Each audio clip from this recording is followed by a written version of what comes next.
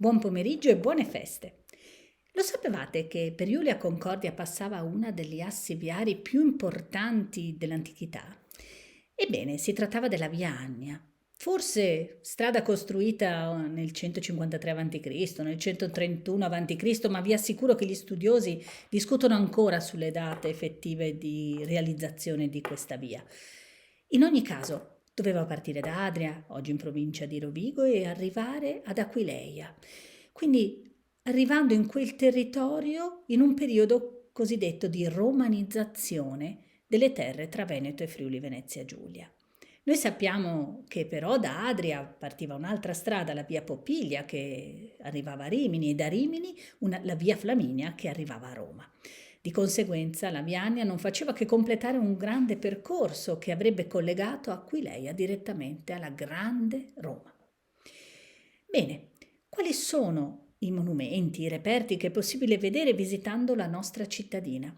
Concordia Sagittaria conserva un complesso archeologico straordinario di epoca paleocristiana, ma a fianco ancora un lungo tratto di questa via Annia, che divenne il decumanus massimo della futura colonia di cittadini romani di Iulia Concordia. Sì, perché la colonia in realtà venne realizzata nel I secolo a.C. e l'Ania del secondo a.C. Però passeggiando, oltre che nel complesso archeologico appunto di Concordia Sagittaria, potete passeggiare per la cittadina e scoprire le meraviglie di questa colonia, musealizzate in maniera egregia.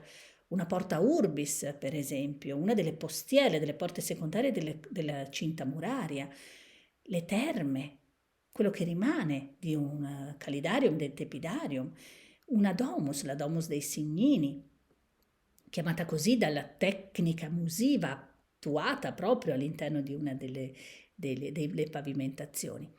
I pozzi romani, i resti che per una grande ingegnosa idea semplicemente sono stati ricostruiti grazie a delle siepi per dare l'idea di quello che doveva essere il teatro romano di Iulia Concordia. E infine i resti di un ponte proprio sull'Annia.